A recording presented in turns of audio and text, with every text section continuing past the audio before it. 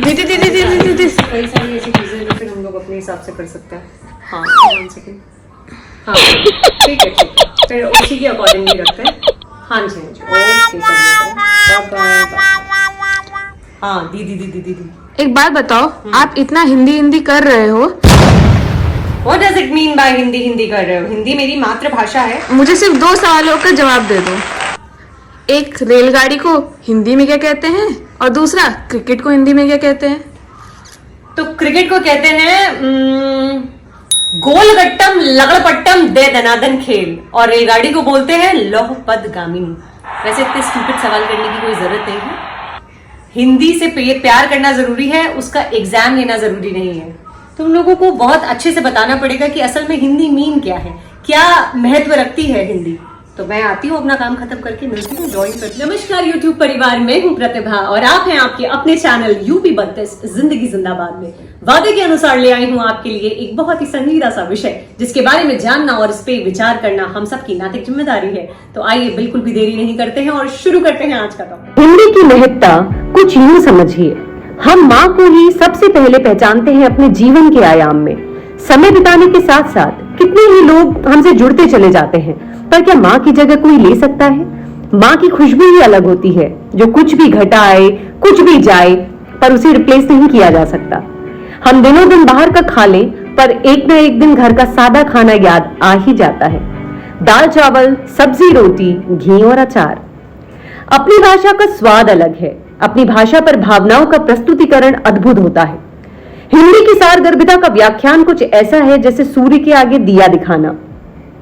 हिंदी प्रेम के विषय में अगर कुछ पंक्तियां कहूं, तो जब स्कूल में पहली बार ये पंक्तियां सुनी तो शरीर की रुधिर गति कुछ चौगुनी सी हो गई थी।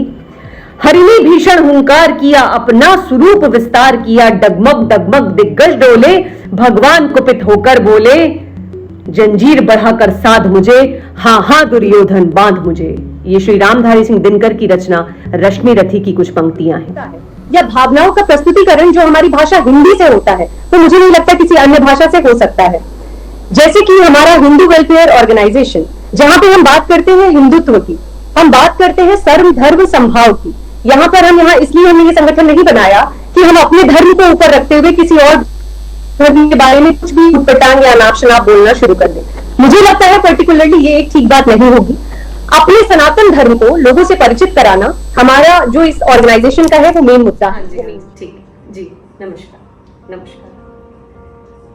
कहते हैं एक बेहतरीन इवेंट को सोचने से लेके रूपरेखा तैयार करने से लेके उसको प्रेजेंटेशन के बाद जब बैठना है तो चैन की सांस आती है। हाँ, और कई सारे ऐसे बहुत सारे आपके जीवन में उदाहरण जुड़ते चले जाते हैं, कुछ अच्छे संकल्प और मेमोरीज जुड़ती चली जाती हैं जो आपको विषय के प्रति बहुत ज्यादा स्ट्रॉन्ग बना देती हैं। तो आज मैं भी ऐसे ही इवेंट ज्वाइन करके और अभी कंप्लीट करके आ रही हूँ और ईश्वर की कृपा से वो बहुत ज्यादा सफल रहा।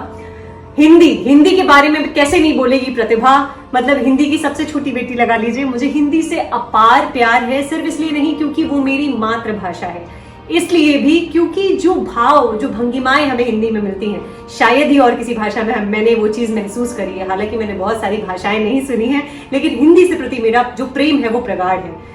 तो आज का दिन मेरे लिए बहुत बड़ा है क्योंकि आज है हिंदी दिवस और अपनी लेखनी से कुछ लिखने का प्रयास जरूर करूंगी, उसको प्रस्तुत करने का प्रयास जरूर करूंगी और कोशिश करूंगी कि जो दुर्दशा हिंदी की आज हमारे देश में है वो आने वाले समय में ना रहे। जैसे कि भारत अन्य चीजों में भी आगे बढ़ता जा रहा है, हिंदी के प्रति भी एक अलग स्टैंड लेना पड़ेगा। हिंदी बोलने वाला इंसान गवार नहीं होता। अपनी मातृभाषा को स्वीकरण करना, अपनी ओरिजिनलिटी, अपना जो वास्तविकता है उसको स्वीकारना कहीं से भी आपको गवार नहीं बनाता। बड़ी विडंबना का विषय है कि हमारी मातृभाषा और उसको अपनी पहचान के लिए सिर्फ एक दिन मुकर्रर कर लिया गया है। मुझे लगता है कि इसके लिए प्रयासरत रहना पड़ेगा और एक ना एक दिन सूरत जरूर बदलेगी। और बड़ी ही प्यारी सी लाइनें मुझे याद आ रही हैं कि मंजिल मिल ही जाएगी भटकते हुए ही सही, गुमराह तो वो हैं जो घर से निकले ही नहीं। तो आज मैंने हिंदी की जो अभी वर्तमान स्थिति है उसके ऊपर कुछ कविता लिखी है। मुझे उम्मीद है कि आप लोगों को पसंद आएगी। तो अगर आपको पसंद आती है तो मेरे चैनल को अगर आपने अब तक सब्सक्राइब नहीं किया है तो उसे सब्सक्राइब करना बिल्कुल भी मत भूलिएगा। मैं आपके सामने अपना हृदय निकाल के रख रही हूँ और अगर अच्छा लगे तो एक लाइक शेयर सब्सक्राइब जरूर कीजिएगा। बनी द्रौपदी खड़ी है हिंदी, बनी द्रौपदी खड़ी है हिंदी, इंग्लिश खींचे चीर, अंधा राजा सभा है बहरी, किसे सुनाए पीर। इंग्लिश स्कूल बने हैं कौरव, नष्ट कर रहे देश का गौरव। निपट अकेले हिंदी रोए, भर नैनों में नीर। अंधा राजा सभा है बहरी, किसे सुनाए पीर। मुझे नहीं लगता था कि अपनी ही चीजों के लिए आज हमें इतना संघर्ष करना पड़ेगा। और हिंदी तो ऐसी है जो मन के भाव रखती है, जो मन के भाव पहचानती है। मुझे पता नहीं ऐसा क्यों आजकल होता जा रहा है कि हिंदी बोलने में लोगों को दर्द होने लगता है कि अरे कहीं कोई हमें कुछ ना समझ ले। अरे तुम्हें कोई क्या समझेगा, क्या समझेगा। तुम्हारे भाव जब तक तुम्हारी भाषा में नहीं आएंगे, वो भाव कोई नहीं समझेगा। लेकिन इतना गहन विचार कोई करता नहीं है।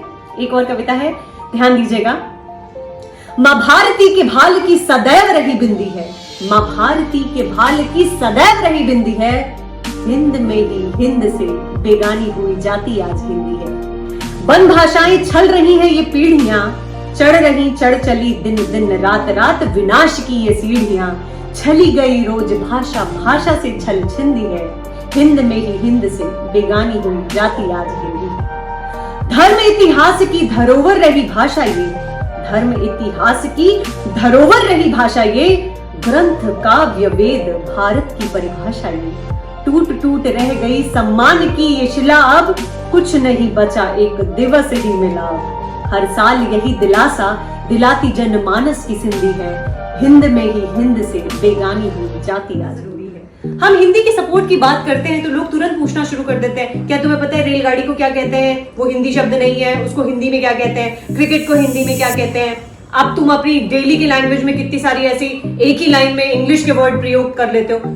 हिंदी बोले जाने का मतलब, हिंदी से प्यार करने का मतलब ये बिल्कुल भी नहीं है कि आप किसी और भाषा का उपयोग ही नहीं कर सकते। कहने का मतलब ये है आप भाषाएं सीखिए, सीखना कुछ भी बुरा नहीं है। आप इंग्लिश सीखिए, आप जर्मन सीखिए, आप कोई भी लैंग्वेज सीखिए, लेकिन अपनी भाषा को बोलते समय आपको गर्व का अनुभव होना चाहिए, शर्म नहीं आनी चाहिए। हिंदी में भाषा से सिर्फ इतना समझिए, लोगों के जो दिमाग में रहता है वो ये रहता है कि अगर हम हिंदी से प्यार के बारे में बात कर रहे हैं तो हम घर जाकर के सीधे सीधे हिंदी में बात करना ऐसे शुरू कर दें कि माता जी मुझे बहुत प्यास लगी है। वैसे प्यास भी एकदम मुझे नहीं पता प्योर हिंदी वर्ड है या नहीं है, मेरे ख्याल से नहीं है। तो मेरा कंठ सूख रहा है, मुझे एक गिलास जल दे दे।